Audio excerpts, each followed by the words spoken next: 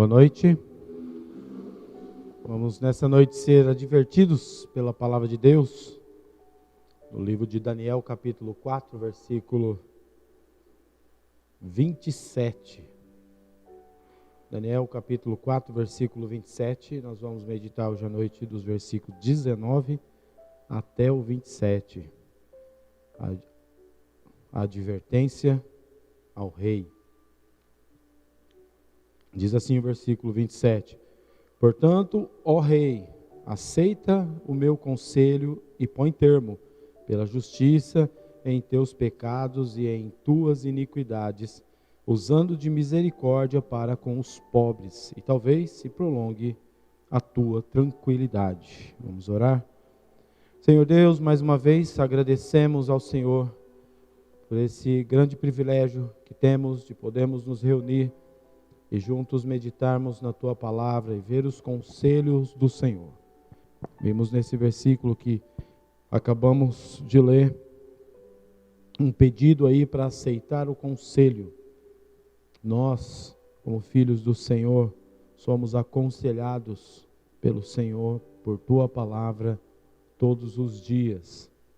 Pedimos que o Teu Espírito Santo fale aos nossos corações para que de fato a mensagem possa fazer com que mudemos de atitude, de vida, possamos crescer cada vez mais em nossa santidade e juntos podemos honrar e glorificar o Teu santo nome como igreja. Em nome de Jesus que nós oramos e agradecemos. Amém. Muitas pessoas questionam o amor de Deus. Acabamos de cantar uma música falando desse amor de Deus.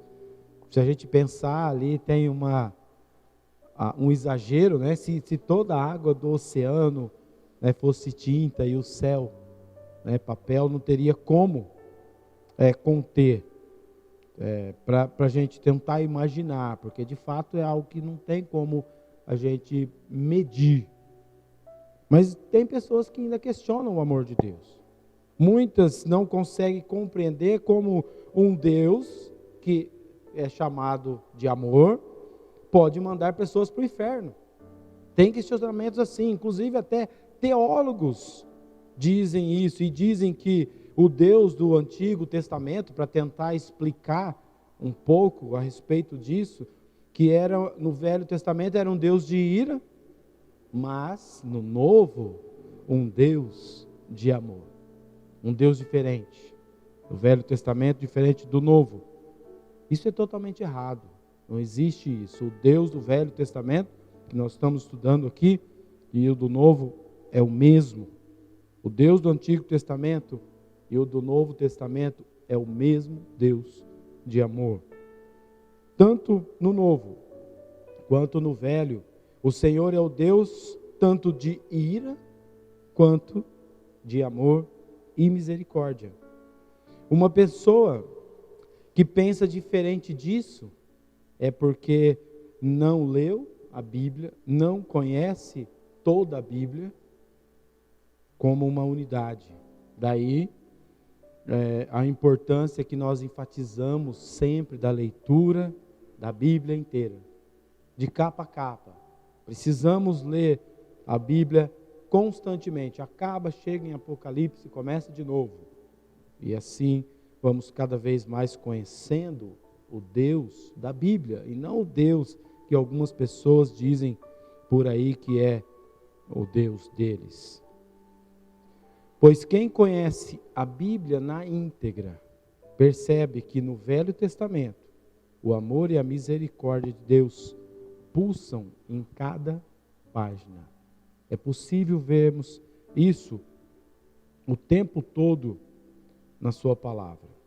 Quem lê a Bíblia percebe esse amor, percebe a misericórdia de Deus, percebe que ele que ele demonstra amor e misericórdia antes de executar um juízo ou até mesmo um castigo.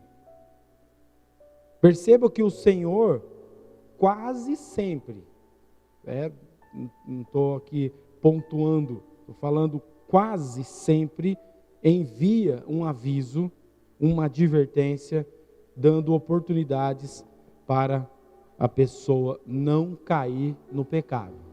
Quase sempre.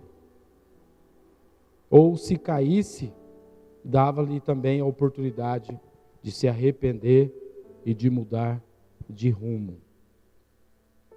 Querem ver alguns exemplos disso no Velho Testamento? Caim, começando bem no começo da Bíblia. O Senhor o advertiu que se ele fizesse o sacrifício do jeito dele, do jeito de Deus, ele o aceitaria. E também por isso ele não precisava ficar com inveja do irmão. Então Deus o advertiu. Nós vimos desde o começo da palavra de Deus, Deus dando conselho e advertindo. Ele diz: o pecado jaz à porta, cumpre a ti dominá-lo. É uma advertência. O pecado está aí. Você, como pecador, é que tem que dominar. Nós vimos também no Novo Testamento, 1 Pedro 3, 20, sabemos que antes de mandar o dilúvio, o Senhor enviou uma mensagem através de Noé, para que o povo se arrependesse e escapasse do juízo que viria. Noé advertiu ao povo, pregou para eles por 120 anos, enquanto a arca ainda estava sendo construída. Por várias e várias vezes, o profeta Elias foi enviado pelo Senhor para advertir o rei Acabe, para se arrepender de todo o mal que ele e também a sua esposa Jezabel estavam praticando. Deus esperou mais de 400 anos para executar juízo, o seu juízo que havia proferido sobre os amalequitas, um povo que era incrédulo, perverso e mau. Ele demorou 400 anos advertindo.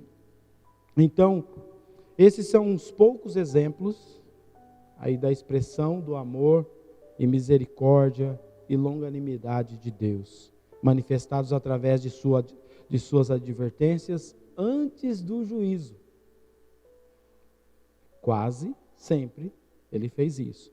Leia a Bíblia toda, com atenção, e você notará muitos e muitos exemplos desse amor de Deus, de como ele age com misericórdia, como que ele adverte antes de dar o seu juízo ou castigo. Então, em vez de simplesmente executar o seu juízo sobre o rei Nabucodonosor, entrando aqui na nossa história, quanto ao seu orgulho, que vimos domingo passado, que o propósito desse segundo sonho foi para mostrar que ele era um rei orgulhoso. Então, antes de executar o seu juízo, o Senhor enviou um sonho e enviou um profeta para dar o significado, tudo isso para lhe advertir, dando-lhe um tempo para quê? Para se arrepender. Deus poderia ir direto para o castigo, o que seria um direito dele, um Deus soberano. Ele é o Deus que tem todo o direito de fazer o que quer, sem dar explicação a ninguém. Mas no seu amor e misericórdia, ele preferiu avisar o rei por meio de um sonho.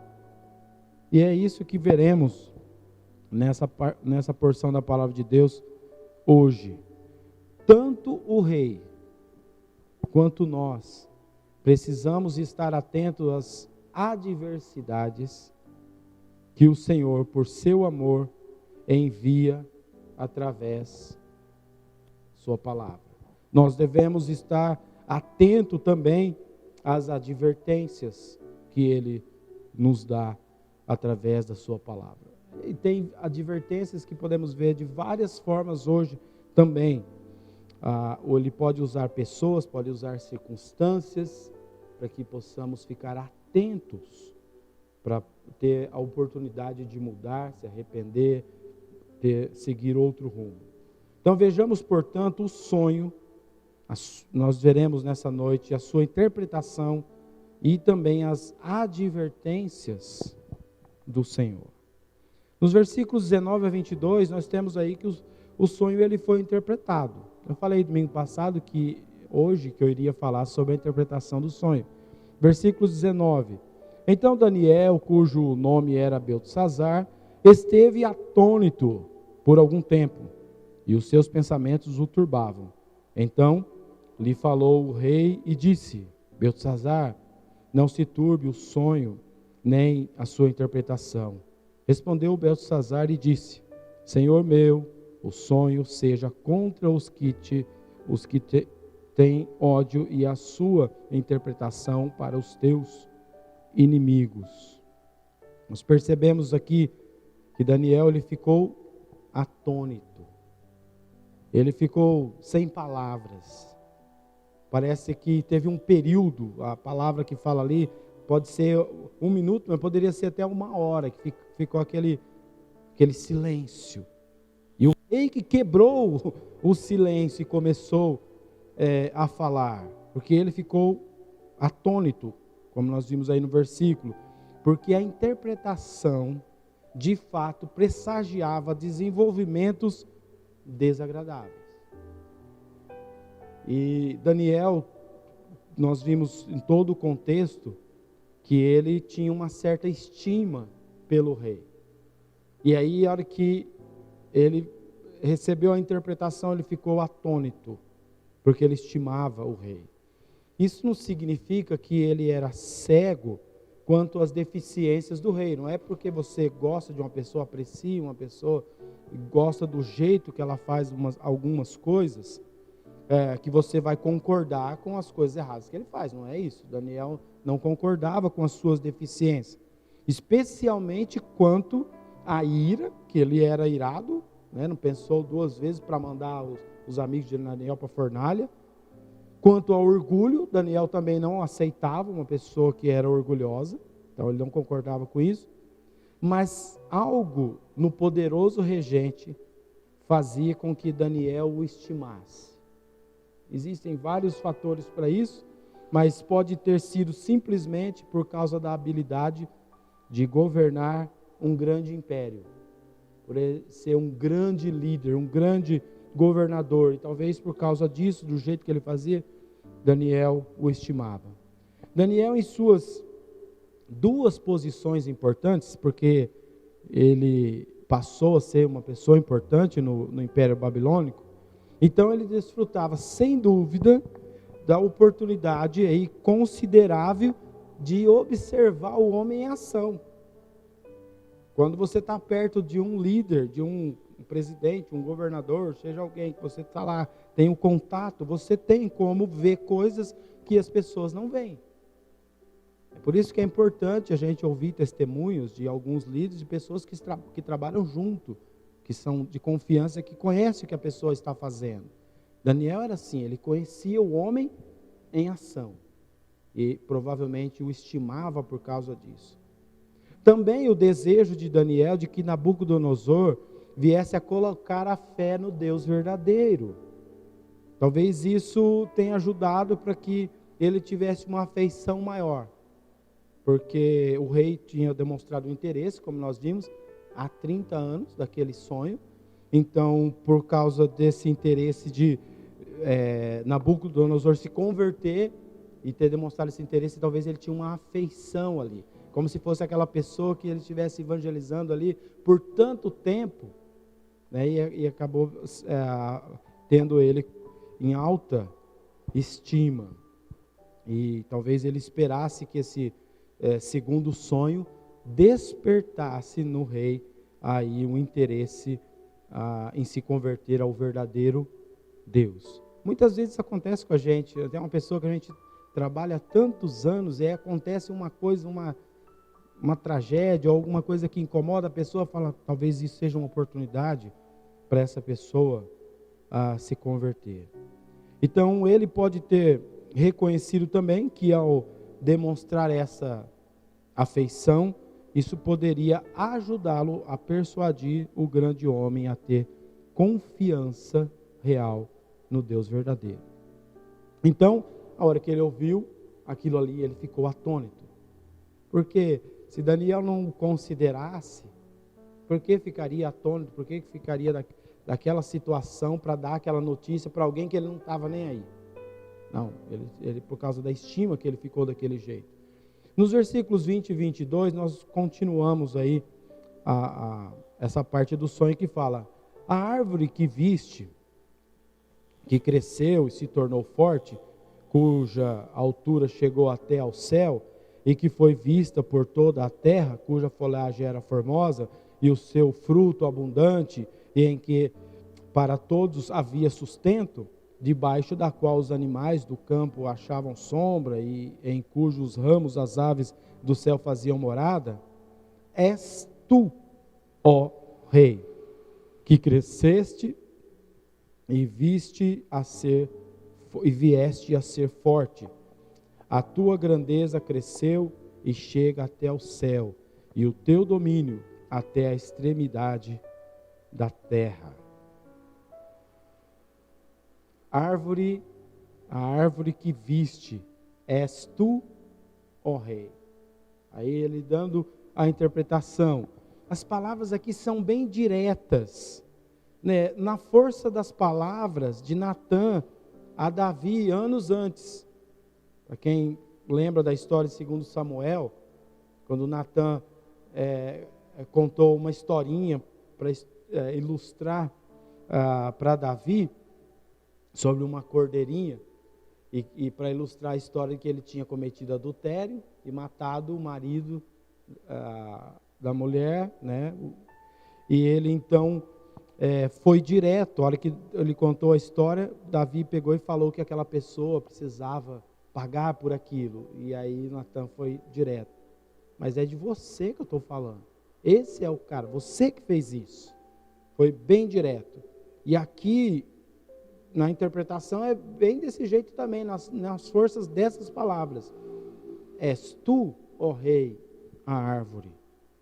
Então, com elas, Daniel colocou a questão básica na mente do rei. Sim, a árvore era ele, era Nabucodonosor. O rei provavelmente desconfiava desde o princípio.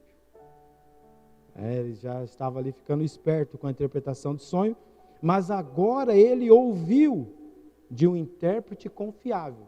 Ele confiava na interpretação de Daniel. Então ele tinha certeza que aquela árvore era ele. Então, primeiramente, nós vimos aqui que o sonho foi interpretado. Agora veremos, nos versículos 23 a 26, o aviso foi dado. Então, teve um sonho, lembra? Um sonho de advertência.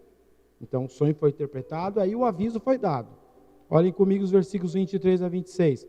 Quanto ao que viu o rei, um vigilante, um santo que descia do céu, e que dizia: cortai a árvore e destruía, mas a cepa com as raízes deixai na terra, atada com as cadeias de ferro e de bronze. Na erva do campo seja ela molhada do orvalho do céu, e a sua porção seja com os animais do campo, até que passe sobre ela 7 tempos. Esta é a interpretação, ó rei. E este é o decreto do Altíssimo, que virá contra o rei, meu senhor. Serás expulso de entre os homens, e a tua morada será com os animais do campo, e dar-te-ão a comer ervas como aos bois, e serás molhado do orvalho do céu, e passar-se-ão 7 tempos por cima de ti, até que conheças que o Altíssimo tem domínio sobre o reino dos homens e o dá a quem quer. Quanto ao que foi dito, que se deixasse a cepa da árvore com as suas raízes, o teu reino tornará a ser teu, depois que tiver conhecido que o céu domina. Serás expulso de entre os homens com os animais. Palavras bem duras aí para o rei descobrir que ia acontecer com ele. Com essas palavras, Daniel indicou o significado da árvore sendo derrubada e sendo destruída. Nabucodonosor ia ser expulso da habitação com os homens para morar com os animais. Isso trouxe o segundo grande choque para o rei. O primeiro sendo que ele era a árvore. Esta segunda declaração, provavelmente ele tinha temido de antemão. Mas A objetividade da declaração tornou-a muito mais real, porque diz: dar-te-ão a comer ervas. Esta frase e a próxima são incluídas para mostrar qual o modo de vida que Nabucodonosor ia ter enquanto vivesse com os animais. Ele comeria erva com os bois. Alguns querem dizer que ele iria ficar pastando, comendo só capim. A palavra dá essa indicação de ser capim.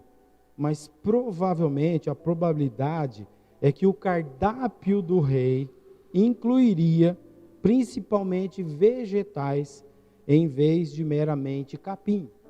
Ele ia comer como animal somente vegetais, com os quais os bois se alimentam. Então a expressão como aos bois significa que ia fazer exatamente, mas como aos bois, provavelmente se refere principalmente ao modo de comer, em vez do conteúdo que os bois comem. O jeito que os bois comem, não exatamente o conteúdo. E também, e molhado do orvalho do céu, significa que ele viveria ao ar livre, como os animais, com o mínimo de abrigo, como os animais têm o mínimo de abrigo também. Isso aconteceria com ele. 7 tempos, depois que tiveres conhecido. Então, Nabucodonosor, ele experimentaria este modo de vida bem diferente por 7 anos. Imagina você viver como um animal por 7 anos, no final dos quais ele teria de aprender uma lição referente à supremacia do Altíssimo. 7 anos para aprender uma lição. Mas a expressão, o teu reino tornará a ser teu, deu aí uma ponta de esperança para o rei. Porque aí deu para entender que as coisas voltariam ao normal. Ele iria seguramente receber seu reino de novo. Este era o significado aí da cepa. Essa palavra cepa, na nossa versão aqui, não faz muito sentido, mas cepa significa madeira, um toco, um pedaço de madeira. E a NVI traduz como toco com raiz, em vez de cepa. Então, toco com raiz faz mais sentido. Uma árvore cortada e que fica aquele toco lá com as raízes. E que depois volta. Acontece isso com algumas árvores que são cortadas e elas brotam e voltam. Então, esse é o significado da cepa sendo deixada no chão. Protegida por uma corrente de ferro e de bronze. Essa é a ideia de que ele voltaria um dia e seria rei novamente, que ele ia receber o seu reino novamente. Então, o sonho foi interpretado, o aviso foi dado, e por fim aí o versículo 27, o conselho foi ofertado. Portanto, ó rei, aceita o meu conselho e põe termo, pela justiça, em teus pecados e em tuas iniquidades, usando de misericórdia para com os pobres, e talvez se prolongue a tua tranquilidade. Lembra, que nós lemos as 2 mensagens anteriores, o versículo tema que eu usei foi o versículo 4, falando que ele estava no palácio, feliz e tranquilo, vivendo em tranquilidade.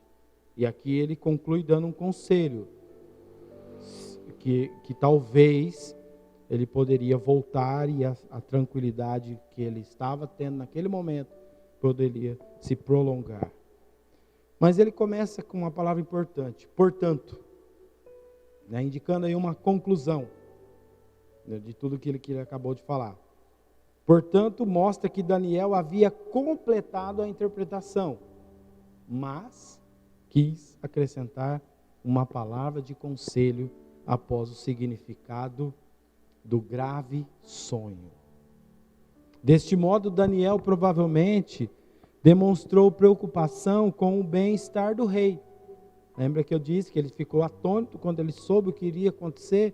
Ele tinha autoestima pelo rei, ele considerava muito o rei.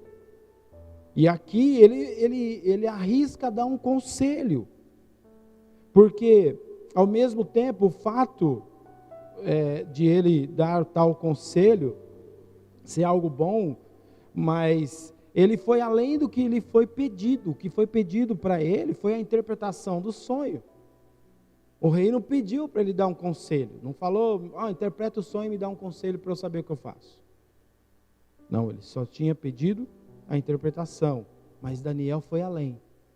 Ele deu um conselho. Seria mais ou menos quando alguém vem com a Bíblia para a gente, o que significa isso aqui? Aí a gente dá a interpretação, e aí fala, agora eu te dou um conselho. Siga o que está escrito nessa palavra. Então foi o que ele fez. Mas muitas vezes as pessoas só querem a parte que lhe interessa, quer saber o significado. Mas o conselho, muitas pessoas não querem ouvir. E até falam, se fosse bom não seria de graça. Essa é a brincadeira que alguns falam. Mas Daniel fez o papel dele.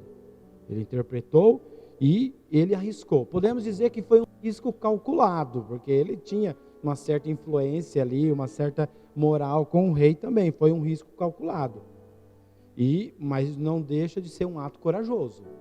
Porque lembra que Nabucodonosor, ele era irado e orgulhoso. Então ele tinha que ser corajoso para poder dar um conselho a quem não tinha pedido.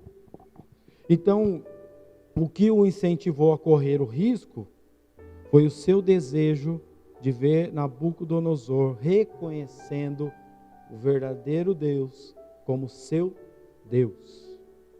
Então ele correu o risco para que ele pudesse se converter. Ele diz, aceita o meu conselho. Literalmente, ele quis dizer, seja agradável a ti o que eu vou lhe falar. Daniel desejava fortemente que o rei seguisse o conselho. Ele falou assim, põe termo em teus pecados.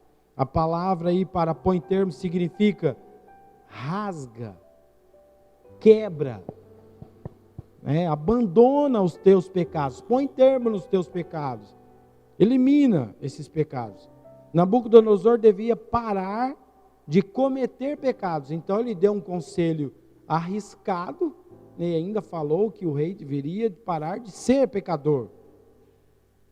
A história mostra que uma área principal de pecado em vista referia-se aos orgulhos do rei.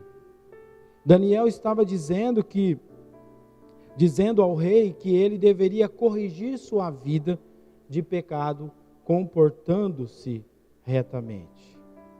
Nabucodonosor era provavelmente culpado da falta de sensibilidade com os outros, que fala ali no final do versículo com relação aos pobres, que ele devia dar mais atenção aos pobres. Então certamente ele era culpado com essa falta de sensibilidade com os outros.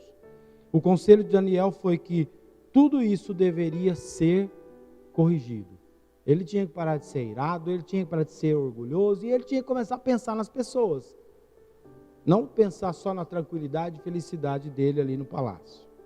Tudo isso estava errado. Daniel foi ousado. Põe termo aos teus pecados. Muda, abandona os teus pecados. Então o sonho foi interpretado, o aviso foi dado e o conselho foi ofertado. O Senhor é tão bom que antes de nos castigar, Ele nos adverte. No texto de hoje vimos a interpretação de um sonho de um grande rei que fez uma das 7 maravilhas do mundo antigo. Ele é reconhecido até hoje por uma dessas 7 maravilhas, tornando uma das cidades mais belas, uma das metrópoles mais belas desse período histórico. Ele realmente tinha muito poder e fez grandes obras, jardins suspensos. Contudo, deixou-se levar pela ideia de que merecia ser glorificado por tudo o que tinha feito e foi dominado pelo orgulho. Um homem que realmente, de fato, era inteligente, era grande, era o rei dos reis, conseguiu grandes feitos, e ele foi dominado pelo seu orgulho. O sonho, então, era um alerta. Junto com a interpretação foram dados uma advertência e um conselho. Quando eu disse que o Senhor quase sempre, lembra que eu enfatizei isso no começo? Quase sempre adverte antes de executar um juízo. Eu disse quase sempre, porque nem sempre ele faz isso. Então, devemos evitar pecar, porque de fato Deus pode dar o juízo dele quando ele quiser, sem avisar. E a mão dele pode pesar a qualquer instante. Ele, em sua misericórdia e amor, ele nos adverte. Nós vimos muito isso na leitura no Velho Testamento, que ele geralmente adverte antes. Mas lembra da história do caso de Herodes, em Atos 12, 21 a 23? Herodes não teve segunda chance. Quando o povo disse que a voz dele parecia de um Deus, ele deve ter gostado da ideia. Ele não glorificou a Deus e por isso morreu comido por vermes. Não teve segunda chance, não foi advertido. Então, quase sempre ele adverte antes, mas ali nesse caso não foi advertido e já morreu na hora. Então, em seu caso, seu orgulho em aceitar a adoração devia ser somente a Deus. E como ele não deu a devida honra a Deus, custou-lhe a vida. O Senhor é tão longânimo, tão paciente, que Ele nos dá tempo para nos arrependermos. Olha, 1 Pedro 3,20 afirma que Deus esperou pacientemente enquanto Noé construía sua embarcação. Apenas 8 pessoas foram salvas. Olha quanto tempo de advertência. E pacientemente Deus esperou. Mas só 8 pessoas foram salvas. As outras não atenderam. Milhares e milhares de pessoas não atenderam a voz da advertência. Veremos na próxima mensagem se Nabucodonosor então atendeu a advertência. Nós vamos deixar isso para a próxima.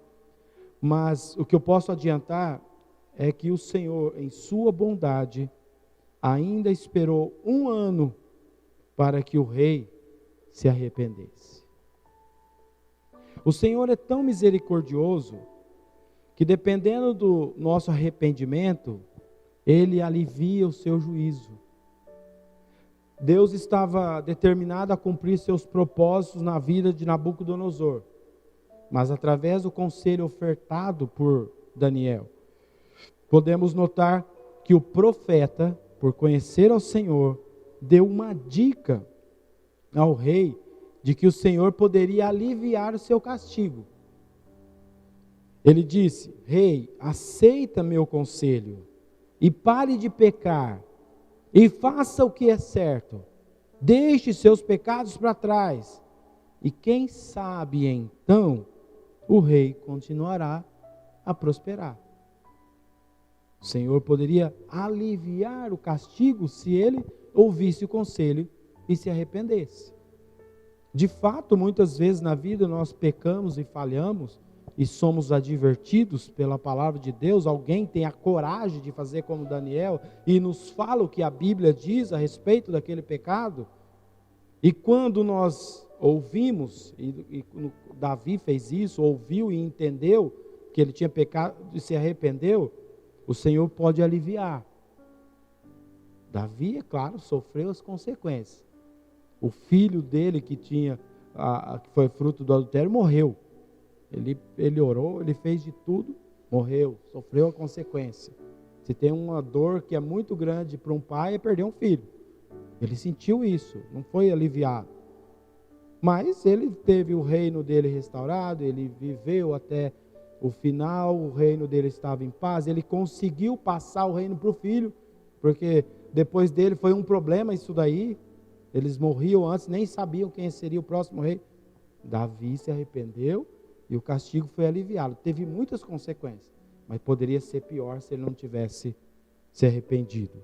Nós vimos que o caso do rei Saul, quando ele foi advertido, ele não se arrependeu, se mostrou orgulhoso, as consequências foram piores, e não só ele morreu, como os filhos morreram também.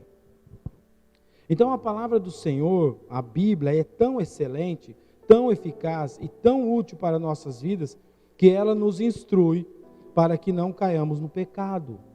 Nos adverte para que, se cairmos, nos arrependamos enquanto é tempo. E ela também, para o caso de cairmos, ela sempre nos mostra um caminho de volta. Porque somos pecadores, estamos sujeitos a cair. E se cairmos, ela mostra o que fazer para voltarmos a ter uma comunhão com o Senhor. Ela é útil para a repreensão e para a correção na justiça. Ela sempre aponta o problema. E junto com o problema, a solução, o antídoto para a solução do problema.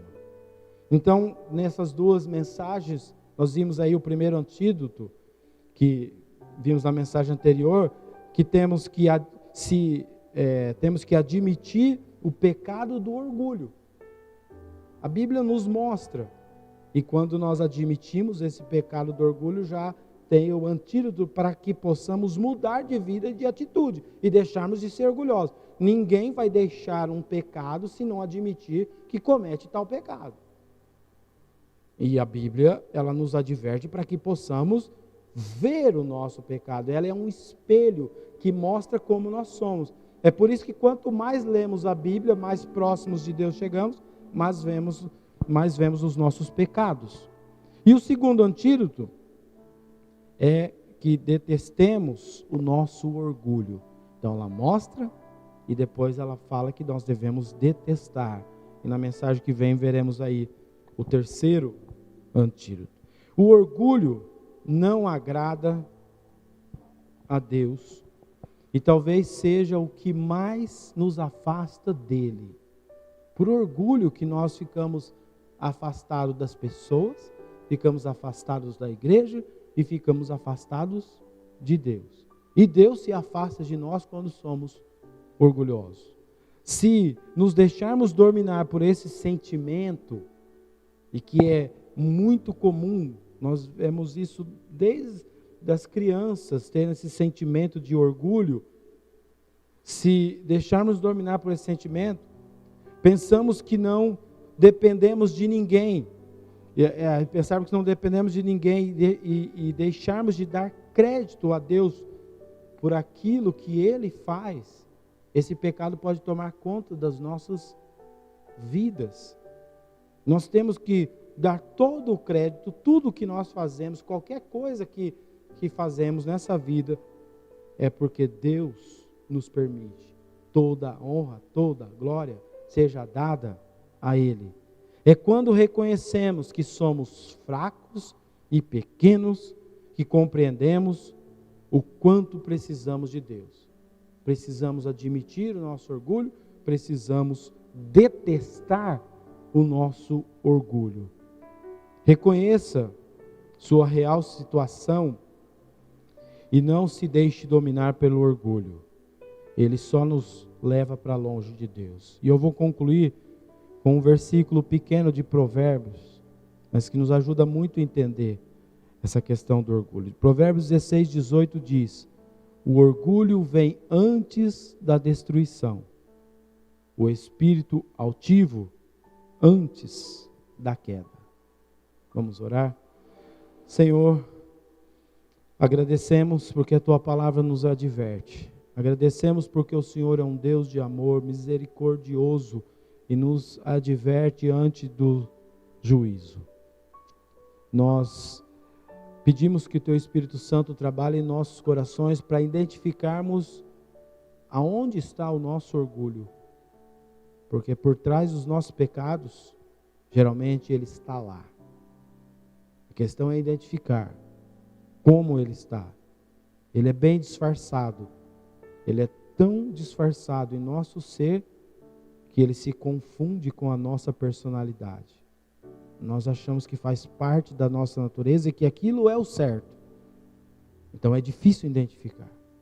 Se não for o Espírito do Santo do Senhor, falar direto aos nossos corações, cortar os nossos corações com a tua palavra, nós não conseguimos enxergar o pecado do orgulho em nossos corações. E que possamos ouvir o conselho da tua palavra. E assim, o Senhor tenha misericórdia de nós quando confessarmos. Sabemos que o Senhor é perdoador. Quando confessamos, o Senhor perdoa.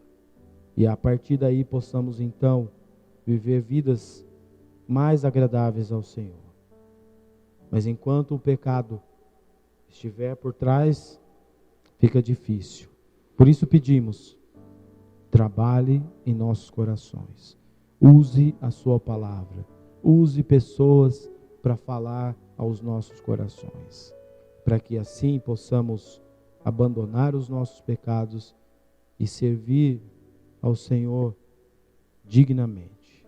Em nome de Jesus que nós oramos e agradecemos. Amém.